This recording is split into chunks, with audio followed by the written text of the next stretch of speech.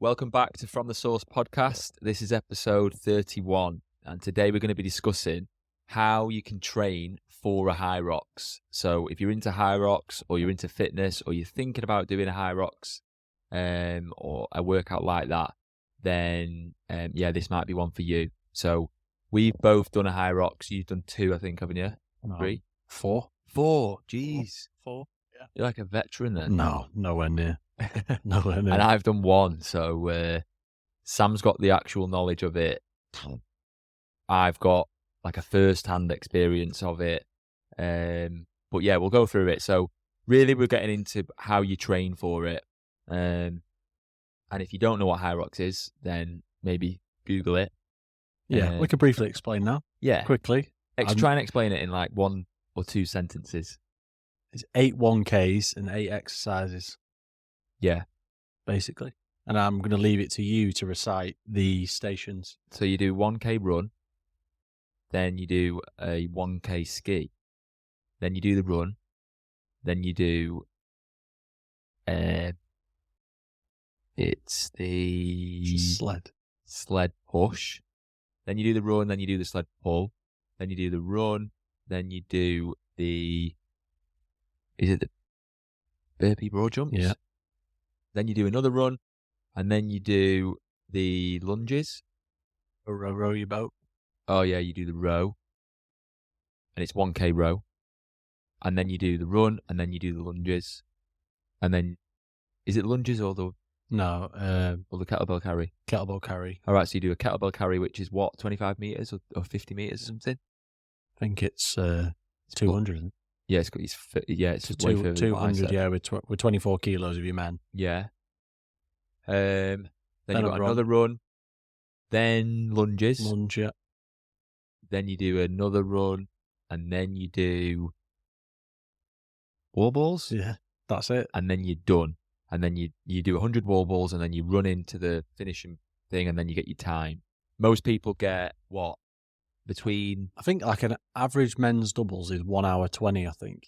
Yeah, so most people get around 1 hour 20. Obviously, the fitter or faster you are, or the better at Hyrox you are, you're going to be closer to that 1 hour mark.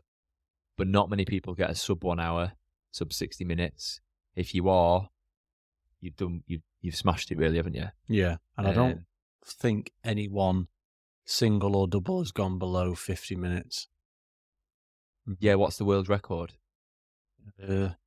What's the singles men's world record? Is it like 54 minutes or something? I think 54, 53 or something. Hunter's got the world record. Yeah, but basically it's a bit like CrossFit, but without the Olympic lifting and without the gymnastics and stuff, because you're working for over an hour, fast pace, your heart's racing, and you're running a lot. So essentially, a lot of people say it's a running race with stations in between. Yeah, but then the stations are hard for a lot of people. It's a bit like a Tough Mudder, isn't it? Without the mud. Yeah, like a Spartan race. Yeah, because Tough Mudder, what's that? 10? Is that a 10K run? I've done it before. I think so. Yeah, and then you've got all the obstacles in the way. It's similar to that. But yeah, it seems to be like a lot more people that didn't know what Hyrox was now know about it. It's becoming really popular on social media. There's a lot of Hyrox or hybrid athletes coming up, and that's kind of taken over. And I think a lot of people want to be like good at running and good at these like kind of exercises. Yeah, because it's heavy-ish weights and movements, but it's light enough to do a lot of them. Yeah, or distance of them. I think Hyrox is easier to get into than like the CrossFit Games, so I think that's why a lot of people Hyrox appeals to the masses. Yeah, you could be like very good at Hyrox. You'd never be very, very good at CrossFit unless you've trained for because it's like you said, a lot of Olympic lifting and powerlifting. Whereas the Hyrox exercises are quite simple, really. They're not. It's everything you were going to do at the gym anyway. It's just kind of combined into one big circuit class, and there's no scaled or pro. Well, there is a pro Hyrox bit, but that's just heavier. But it's like CrossFit is RX and scaled, isn't it? Whereas you could be the slowest, fattest, skinniest, weakest person ever and still do a Hyrox, and no one's, there's no time cap. Yeah. It's like loads of people want to book a half marathon or a marathon in their life.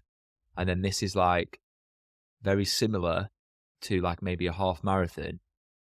But you've got these like exercises and stations that you've got to complete, as well as an 8K run, essentially. And everyone wants to get them badges, don't they? That goes in those bags. Yeah, or them backpacks as well. Yeah, got the backpack. I had a backpack. Yeah, well, you probably got given one for doing both. No, they never sponsored it. Built for athletes when I first started, but now they do. They've got Hyrox specific bags and everything. Yeah, yeah, it's getting big, and a lot of people at gyms. If you go to a gym, your gym's probably doing a Hyrox, like session at some point in the week. Quite a lot of Hyrox affiliate gyms. Your gym just pays for the affiliate, and then you get free tickets or cheaper tickets, and it's massive now though, isn't it? But I think it's only massive in the UK. Yeah, it's getting there though. They do them all over the world, don't they? But they're not as, like, for example, it's a UK or America. The Americans that come to the UK for the world, the kind of championship people. But it's everywhere. Like, it's all over the world. But I would say if you compete in like Asia, for example, you can get to the world championships a lot easier, I think, because the competition's not as hard. Yeah, the races are a lot slower and stuff. A lot of Brits that can't get in doing the UK events will fly, maybe not to like Singapore or whatever, but they'll go to Europe. Yeah, and compete somewhere else. Yeah, they'll do it in Spain or something. But you can get there like with your age category. Obviously, it's always hard if you're like our age, because there's a lot of fit people that are our age. But no matter what age you are, you could get to the world championships for your age group, which is really cool. Yeah. And the winner gets like, if you win the worlds or something, you get it's like 10 grand, I think. Yeah, like 10 grand for doing an 8K run in some stations. Oh, that's decent, that. Yeah, you have to do a lot of training for it. I don't think it's that easy, but yeah. So let's get into that. So, Hyrox is pretty much running, because if you're not good at running, you're not going to get a good time, and that's pretty much it. Pretty much is a running race, isn't it? Yeah. Like you said, it's a running race. You're going to gain the most time round the track than you are busting your balls on a rower to save like 10 seconds. Which is weird, because when I first started looking into Hyrox and training and stuff like that, the runs were actually like a recovery for me. Whereas you shouldn't treat it like that, should you? No. Not if you want a really good time. I mean, like the Elite 15, you listen to them and they are running like 3-minute Ks on the runs, but they are still treating that like a recovery. But they're going absolutely ham on the exercises, smashing them out. So they're like both levels, but I think you would gain most of your time up on the runs, really. I was trying to think of the exercises. Like the farmer's carry, you can gain probably like 30, 40 seconds on that. Yeah. But if you're doing 8 1Ks, if you do 8 of them 5 seconds quicker each time, you'll make 40 seconds up. Yeah. So there's no point really burning yourself out on the farmers. If you're not a good runner, and let's say you're running like, depends, obviously it's all relative, isn't it? Because I'm saying if you're not a good runner, and then I might say a time and someone's like, I thought that was good. Yeah, go on. Let's say you're running your 1K and it's taking you, let's say it took you 7 minutes. Yeah. Then you've got to run that 8 times. It's like 56 minutes of just running. Yeah. And you've not done any stations yet. Yeah. Stations are like, I can't remember what they say, like 20, 25 minutes. Altogether. Yeah. Cumulative, yeah. So the faster you are, the quicker you're going to finish. And that's why running is probably the top training, like, I'd say advice is to get better at running. Get faster. But don't just run 1Ks. Like, run far. Right? What would you tell people to run up to train for a Hyrox? Like, probably like 12K on a Sunday. Yeah. That's what I used to do. Like, get up to 12. Because that's more than you'll ever run. but it gets your legs used to like, being on your feet for 12K.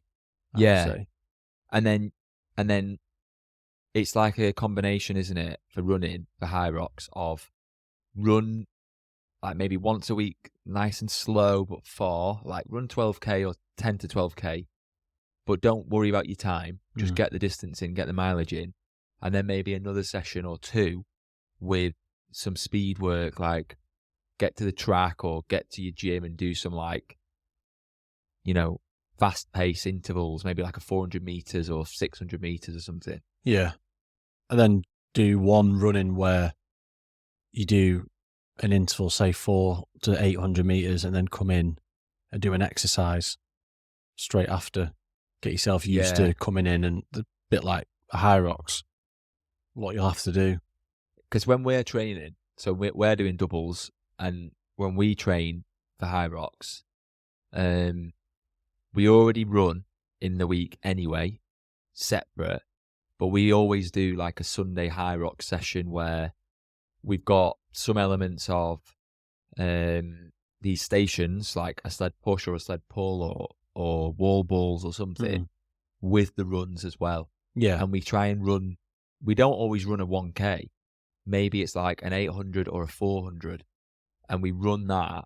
And if we can't run, maybe like the weather's shocking, we'll do something on an erg bike, like a bike or a ski or something. Yeah, I don't think we'd really run more than 600 meters on one of them training. No, because there's no point killing yourself on it when it's not the actual thing. No, the aims of those workouts is to spike your heart rate, which is do the runs really quick, which then you come straight back in and you're straight into it while you're trying to suck in the air. And that's kind of the workouts. Yeah. And we're probably running in these workouts faster or similar to what we do on the day at the actual race. Yeah. We're probably running, if we're running 400 meters, we're probably running that faster than we would on the day. But you build in this kind of engine as well, where we just don't break. We're just constantly going. And some of our workouts have been like partner workouts, but we're both working at the whole time. There's no rest. Yeah. Yeah, we've only ever done a few, haven't we, where we're like waiting for, like you go, I go on the machine, which is a bit like Hyrox. You don't really do that, to be fair. Yeah. But yeah, running's up there. Like, if you're booking a Hyrox or you've booked one and then you're starting training, literally running should be your number one priority, I'd say.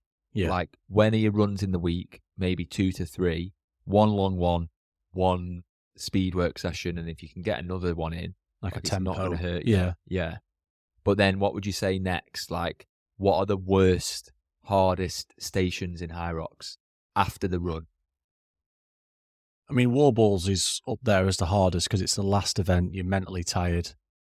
I mean, it's just different, isn't it? It's relative to everyone, but for me, those sleds at the start are like a make or break. Yeah, I was going to say sleds. They're just a killer because it's so early on, and it saps so much energy out of your legs. And I think that's got to be up there. They're just so heavy that it is going to be tough no matter what. But the fact that you've just finished a run, like 1K, and then you've got a run after, but your legs and that lactic acid is just brutal. Yeah. And then in your head, your plan is, right, I've got a 1K run and I need to get it done in this time. And your legs just go, no, like you can't. But obviously you power through and then it's gone. I think the interesting thing with the sleds is it's really hard. And then when you finish the sled and you get out of it, your legs feel like jelly. But after 30 seconds, would you say? Yeah, they come back to you. It's back. Yeah. So if you can carry on running through that jelly feel, then you'll be fine. If you stop or you really slow down, like, I don't know, you get just stuck builds in a it rut. up. Yeah, they set like concrete. But if you run straight after the jelly feeling, it like flushes your legs. It's weird. But I think that's where the training of like what we do is the short, quick burst 500 straight into an exercise. Yeah. It kind of flicks that mentality to be like, let's just get going. Let's just keep going. because it's not. You do the sled push, do the run, you think, shit, that's awful. It's sandwiched between that, and then you've got a sled pull, and you think, oh, that's horrendous. But if you just had that mentality, just get past those 2 exercises.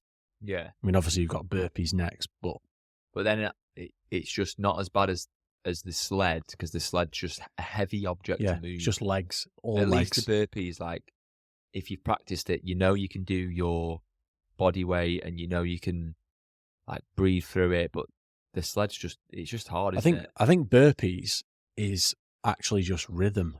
Yeah. If you go down and keep the same rhythm, like we'll probably split it maybe 5 reps, 5 burpees each, depending how we're feeling.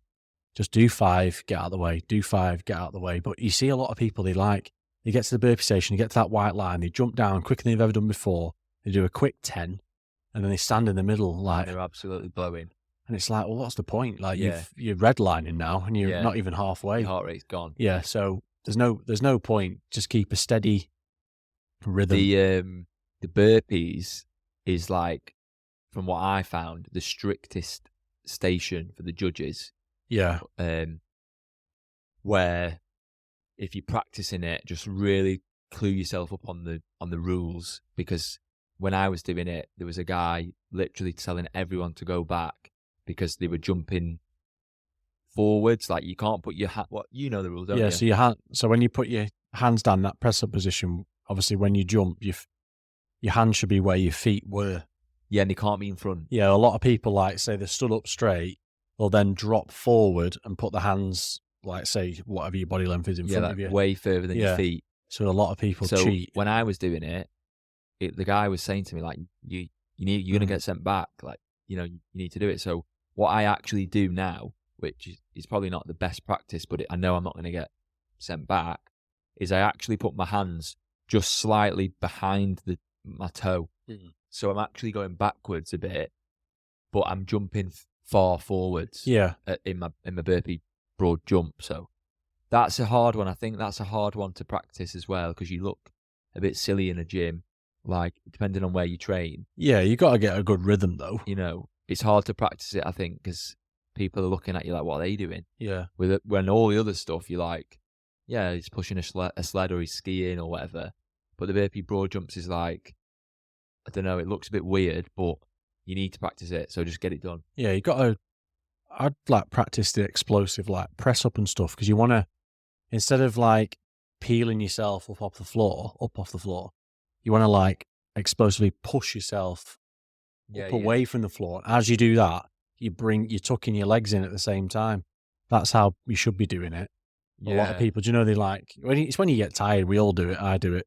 You just peel yourself off, throw your leg around, and then you slowed yourself down, and it's just, I think that's the one station that you wouldn't want to cheat at, because 1, you're out of breath, 2, it's not very nice, and 3, you've just got someone constantly saying no rep, going back. Yeah, and you don't want that, and you can actually get a penalty, can't you? 5-minute penalty, yeah. If you do it wrong so many times, and obviously you're getting in the way of everyone, the guy or the woman who's judging can be like, right, you're done. You've got to take the penalty now. Yeah. So I'd go through all the stations, but I'd prioritise the pull and the push on the sled, and burpee broad jumps. And other than that, personally, I don't think the others are that bad.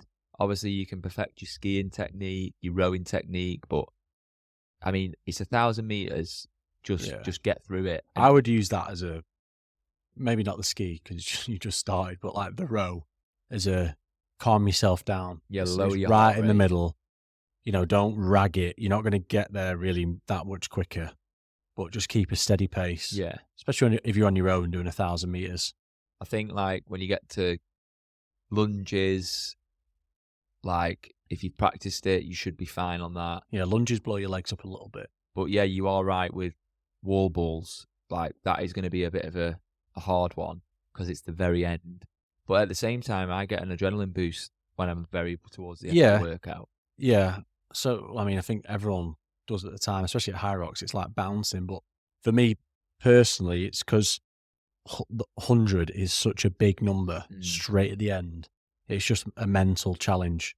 So, we've practiced it before, like big sets of wall balls when you're in training. Yeah. Do like a 25 set then build on that, and next week do like a 30 set. So if you Yeah. can go to the wall balls and we can bang, say me and you, we get to the wall balls, I do 50, you do 50. That's it. It's just one time. You're just there. There's no point keep changing. And you should use, like, when you can in training with these stations, use slightly heavier or more reps than you would on the day. Maybe the opposite with running. It's like when you're running in training, you might not run as fast as you will for as long as you will on the day. But with the weights and stuff, I'd go like just slightly heavier. Yeah. As soon as you drop down that weight to the proper weight of what you're doing in the Hyrox day, it's going to feel so much easier. Yeah. You know? Yeah. And I think it's subjective to how you want to get your stimulus from your training sessions. Because maybe if you want to do like a lighter, a wall ball, do loads more reps, build up that lactic acid in your legs, and then just go straight out for a run, you know, and then next week change it up for a heavier wall ball maybe and do less reps, but your shoulders then get used to it because your shoulders get so tired on the wall balls, don't they? Yeah. They just like pump up and it's just awful. Yeah. Now, another tip maybe in training when you're in the gym doing like the Hyrox style stations is learn or teach yourself or force yourself to power through without them breaks. Because I think it's so easy sometimes to be like, God, I just need a minute. But like another minute and another minute later, you're like, yeah, that time's ticking on and it's not going to get any easier just because you've had a minute break. Like if you can learn to power through and control your heart rate a little bit and just try and like breathe through it, that's what you need to be doing in training so that when you're on the day, you can just power through. Yeah. And that's kind of where your training makes it on the day, really. Like you just got to power through all them sessions, because if you don't power through on the sessions, you'll come to Hyrox and your body be like, what the fuck? Like you should have just trained properly, like have the grim sessions. And I think for me anyway, it's more the embarrassment on the day is that you're going to tell everyone you're going to get a good time and then everyone watches you and goes, oh, well, look, you said you were going to be good in training. It's like... And your heart rate's 180. Yeah, and you're like, I'm dying. Yeah. Just train behind closed doors. So if you were training, what would a Hyrox training week look like? So if you were planning out a week by week, but like how many times would you train Hyrox or how many runs would you do? What would you do? So I probably wouldn't like train Hyrox completely every week. I would pick a few exercises and kind of just do them for that week maybe and running on top and then mix them. So say like if you're really shit at wall balls, I wouldn't just do wall balls all the time. There's like dumbbell thrusters, just, you know, squat, thrust over your head, get heavier weights. That gets you used to the throw in. So you can break it up. I would train for the exercises, not just do the exercises. Yeah. You know, like I said, like burpees. You could do like explosive bench press, strengthen your chest, hand release push-ups, like down ups. Yeah, so like train them kind of body parts that you need. Yeah. But you're not just training the repetitive, boring movement. Yeah.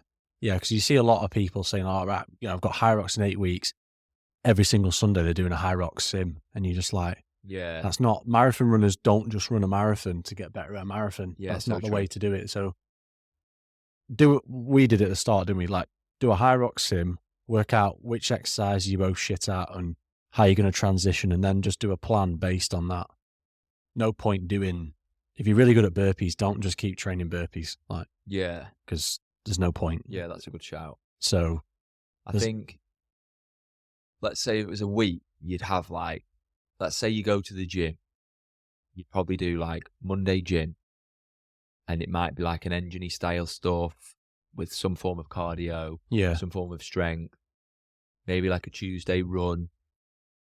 Yeah, I would say like maybe 3 runs a week, 2 weight sessions. Maybe one of them runs is like a run and a weight day. Yeah. In one workout. And then one day, maybe on a Sunday like us, or another day, doesn't matter when, is you train with your partner if you're doing a doubles. And if you're not training with a partner, you train maybe on your own or with someone who's doing a Hyrox, but you do some form of a Hyrox style engine workout. Like some of the movements and some of the running. Like, you need something in there so that your body's used to doing this kind of repetitive movement. Yeah, because sometimes on a Sunday we don't do a long run. I quite like doing it's like a mental game really, like say 5,000 meters on the ski between us. So that's 2,500 meters each. We won't ever do that in a Hyrox, but it's just mentally tough. It's a big number. You've just got to constantly ski. That's all you're doing. Because then when you get to that 1K ski on the day, you're like, all right, that's a piece of piss. Yeah, I like to do exercises that just keep doing them until you completely love doing them. You hate them, and then one day you're just like, piece of piss this. Yeah. Like, I don't love it. And that's the only way things get easier is repetitively doing them, Yeah, you got to kind of break your brain. When you avoid something. No. Or you do it for like a second and then you're like, all right, I've done that now. Yeah, because if you really hate burpees and then you're like, I'm not going to train burpees, on Hyrox, you have to do burpees. Yeah. Otherwise, or you take the 5-minute penalty or whatever, but you have to do them. Yeah, so you may as well just, like you said, it's quite a good tip, to be honest. Do it so much that you actually force yourself to like it. Yeah, to a point, because probably a slight nightmare of mine would to be completely dying on the burpees. And on the burpees, everyone can stand down the side, is cheering you on, and all they can see is like you just like a big fat mess on the floor, just like, can't do it. Yeah. It is a long way to burpee when you're struggling. So burpees is one everyone struggles with. What about, we touched on Hyrox sims. So like a simulation, it's not the real day, but it's a full run through of what you're going to do. Or a lot of people do like a half. So they'll do all the stations, but they'll just do half the running. So you're doing a 4K run, but split into 500 meters. Yeah. With all the stations. We've done that a couple of times, haven't we? Like, not necessarily a full run through, but I think we've done that maybe 3 times or something. Yeah, we've done half running more weights. Yeah, we did one that was really good actually, when we did every station was like more reps or more weights than the day, but half the running. Yeah. And then we finished that and we got a sub 1 hour, didn't we? Yeah, it was like 46 minutes or something. We had to like dick about with the change. We had to change the rope over from the sled portion and get the weights out and everything else. Yeah. And we were even filming it and we were like messing with the cameras and stuff, but it's a good way to check, are you on track for your target? Because if we've been saying like, oh, we want to get a sub 60-minute Hyrox, and then we do these simulations and we're getting like 1 hour 10, but we're not even doing the whole thing, we'd be like, right, maybe we should change our target, because like we're asking a lot. But if we're getting 45, 46 minutes and we've not done the whole thing yet, but we've actually wasted a lot of time doing cameras or changing equipment round or chatting to people in the gym, then we look at it after and go, right, we're on track now. So it's a good way to check, are you on track for your goal or your target? But also mentally and physically, how have you found that? Yeah. And it's something I look at from the kind of data side of it and work out how long it's taken us on stations. So you're like, right, so of our stations taking us 22 minutes in total, that gives us 38 minutes. Yeah, and then if you get 38 minutes, now you can say, right, well, what's 38 divided by 8?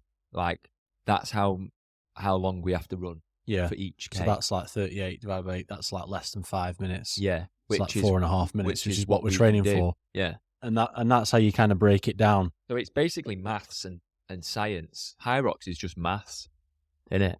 It's just like, pretty much, work out how much running am I going to do and how long is it going to take me and how long can I have on each station. And them stations, like the kettlebell carry, like it's like a minute and a half. Fly through it. So you've even calculated that wrong. You've assumed it's going to take you 3 minutes based on all the other exercises, so it'll take you less. Yeah. So you've got a minute and a half. And then if you're, let's say we were like really good at the ski ergs, and we're actually like really good technique, and we fly through it, and we don't get out of breath, and we don't get dizzy, and it's just easy, then we're like, right, so we've shaved off some minutes on that. We're really good at all the rest of the stuff. So now we've got extra minutes for the run. Yeah. So that when your legs are jelly after the sled, you can afford to go slow for the first minute of the K. Or for any of the exercise, yeah, it just buys you some time. Or you feel good and you've saved yourself a minute and a half anyway. So it's either way, but doing those Hyrox sims every now and again, like on a 12-week plan, do one at the start, one like on week 10. Does Runner have a Hyrox? No, Runner's got a Hyrox training plan. Yeah. So that's what I mean. Yeah, it doesn't give you sims, I don't think. I don't think I've seen a sim. Oh, is it just the running? But it gives you the running and exercises to do in a workout, but it won't give you like a Hyrox simulation to do. Right. That's quite so it's a quite yeah. Runner's a good app for like beginners and people who don't want to think about doing a workout. Maybe if you train on your own. Yeah. So Hyrox sims, you need to switch them up. Yeah. But I would probably say if you're doing the running like 3 times a week, when you do the Hyrox sim, just do all the heavy weights, more reps and stuff. Yeah. I think basically you want to, if you're doing a Hyrox, you want to build an engine in your body of, I can run pretty far, further than a Hyrox distance. So I can run like 10 to 12K and I find it quite easy. Slow pace, but it's fine. I can run 1Ks in my target time and I can build them up. Yeah. And then I can also, I've got some element of strength where people need to be able to push that heavy sled and not be stuck and push it after a run and before your next run. You know? I think, what's it called? Compromise running. Yeah. You need to be like, let your legs be absolutely dead and force yourself to go straight outside and run 1K. Yeah. Probably a top tip for compromise running is if your gym has got, and well, I'll hate saying this because it gives me nightmares, but if it's got an Echo bike and you can run outside, that's all you need for compromise running. Yeah. Jump on the Echo. Because you blast that Echo, maybe 12 to 20 calories, get straight off it, quick 400 meters. And your legs are gone. And do like 5 to 7, reps of that. Have like 2-3 minute rest in between. Do that. That's all you need for compromise running. Yeah. My God, your legs, your lungs, everything are on fire. Echo is the worst. Yeah. It's the best. It is the best, but the worst. If that's tip. One secret tip, but one machine that I would love to, hate to love would be the Echo bike. I just can't get myself around it yet. No, it's horrendous. It's rough, But that's probably the best for compromise running. And again, it's not in a Hyrox, so people don't do it in training, but it's actually a really good machine to use to get your heart rate racing. You're using your whole body pretty much because your arms are going as well. And then you get off it, your legs, your quads have gone. And if you can get a run in straight away and then get back on that Echo and do it again, that's learning to deal with the pain cave in Hyrox, I think. Or if you could, this is getting a bit sadistic now, but if you could do Echo bike, get off quick 400, get back in and sled push, or do one of those other exercises you hate that's Hyrox specific and do that, you'll get so much better. Yeah. It's just getting used to being in that pain cave and having to move.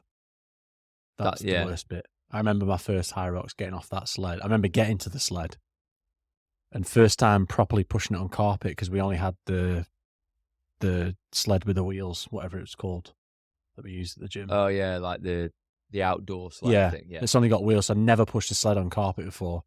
Put my shoulders on it, arms on it, got ready to pull it, just dug straight in the carpet. I looked up and was like, shit. Just didn't move. Shit. This is heavy. And then you obviously get it moving, but then you finish and you walk away from the sled and everyone's like, come on. It's like my legs just aren't going to move. But if you do train enough in those movements, you soon realise how much better you get. Because when we did that gym competition recently and we're pushing that sled, like we got a really good time. Yeah. But we only got a really good time. And this was like this was a gym competition where you had to push the sled and get a time. But we've been practicing it pretty much every week for like 2 months. And then doing it in a competition where you can see other people doing it and struggling is cool because you're like, wow, like I would have really struggled on this exercise.